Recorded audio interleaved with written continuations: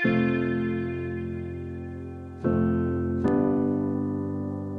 Dear, good morning. मैं doctor Rajesh Goyal यहाँ Ethos hospital से बोल रहा हूँ। रिसेंटली मैंने एक फैमिली जो अजमेर में जा रही थी और जिनके कार का एक्सीडेंट हो गया, उसमें 5 जने इंजर्ड हो गए और वो 5 जने यहाँ पे कोटा में शाम को यहाँ पे आए। मैंने रात को उनको सबको देखा। जो पॉलीट्रॉमा होता है जिसमें मल्टीपल इंजरीज होती हैं, उसमें हमारी रिस्पॉन्सिबिलिटी बहुत ज़्यादा बढ़ जाती है, प्लस उसमें एक टीम वर्क काम करता है। इन चारों को 5 को मैंने तसल्ली से एग्जामिन किया। एग्जामिन करने के बाद मुझे लगा कि सबके काफ़ी गंभीर चोटें हैं और हमने सबको एडमिट किया। एडमिट करके प्राइमरी ट्रीटमेंट शुरू किया। एक जो सबसे सीनियर आदमी है, जो हेड ऑफ द फैमिली थे, रेवत सिंह जी जो हेड ऑफ द फैमिली है, उनके हिप जॉइंट डिसलोकेट हो गया था। वो बड़ा डिफिकल्ट था क्योंकि हड्डी टूटने के बाद पूरा का पूरा हिप जॉइंट बाहर पड़ा हुआ था।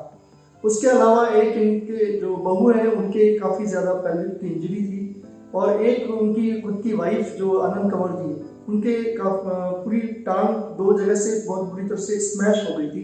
कई सारे हड्डी के टुकड़े थे हमारे सामने। उसके अलावा एक छोटा बच्चा 12 साल का जिसके फ्रैक्चर था शाफ्ट फ्यूमर का, जिसकी जान की हड्डी टूट गई थी। ये सारी सिचुएशन हमारे सामने थी, लेकिन इसके अलावा हमारे सामने ये एक समस्या और थी कि इनमें कई सारी ऐसी हिडन इंजरीज हैं जिनको हमें पता लगाना है और जिनको इमीडिएटली ट्रीटमेंट देना है। जैसे वंश जो 12 साल का लड़का है, उसके लिवर इंजरी थी और उसके रिब इंजरी थी। अब उसकी वजह से हमारा सारा प्रोसेस डिले हो रहा था और हमारा प्रायोरिटी सिर्फ लिवर इंजरी और रिब इंजरीज को ट्रीट करने की थी। फ्रैक्चर शाफ्ट ट्यूमर को बाद में ट्रीट करने का था। 2 दिन बाद जब वो सारी लिवर इंजरीज वगैरह सब सेटल हो गई, उसके बाद उसका बच्चे का ऑपरेशन करके जो आनंद कंवर जी थी, जिनकी काफ़ी ज़्यादा थाई में और लेग में इंजरीज थी और बोन कई जगह से टूटी हुई थी, कई सारे टुकड़े थे उसमें, वो भी हमारे लिए एक चैलेंज था क्योंकि उनके भी फ्रैक्चर के अलावा भी और भी कई सारी इंजरीज थी। उसके बाद हमने PAC करा करके फिट किया और उनका ऑपरेशन किया। दोनों जगह पे घुटने की पास में जो फ्रैक्चर था उसको भी ट्रीट किया और जो टांग में जो फ्रैक्चर था उसको भी ट्रीट किया। उसके बाद हमने कोई प्लास्टर नहीं लगाया उनके और उनको अगले दिन से बिठाना शुरू कर दिया, घुटना मोड़ना शुरू कर दिया। उनकी जो बहू है दीपिका जी, उनके पेल्विक इंजरी थी और उनके साथ साथ नेजल इंजरी भी थी। तो हमने इमीडिएटली ENT सर्जन की सेवाएं ली और ENT सर्जन से पहले नेजल इंजरी का ट्रीटमेंट करवाया, उसके बाद पेल्विक इंजरी का ट्रीटमेंट कराया और वो काफ़ी अच्छी कंडीशन में है। रेवत सिंह जी के सबसे ज़्यादा चोट लगी थी क्योंकि उनके फ्रैक्चर जो था हिप जॉइंट का, उसके अलावा डिसलोकेशन था, लेकिन उससे भी ज़्यादा गंभीर चोटें उनके रिब्स में थी। करीब 4 रिब्स टूटी हुई थी और उन 4 रिब्स की वजह से उनको सांस लेने में बहुत दिक्कत आ रही थी। हमारे सामने सबसे बड़ी समस्या ये थी कि यदि ये हिप जॉइंट को पूरी तरह से ट्रीटमेंट नहीं मिला अर्जेंटली, तो उसकी वजह से इनको प्रॉब्लम्स बढ़ सकती हैं।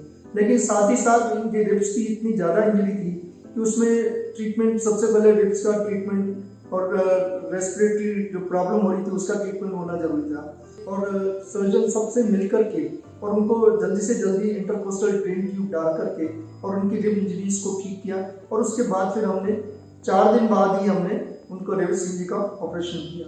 इस तरह से हमने सारे पेशेंट्स का, पॉलीट्रोमा जो पेशेंट्स हैं जिनमें मल्टीपल इंजरीज होती हैं, तो पूरी एक टीम के साथ काम करके हमने इस पूरी फैमिली का ट्रीटमेंट किया।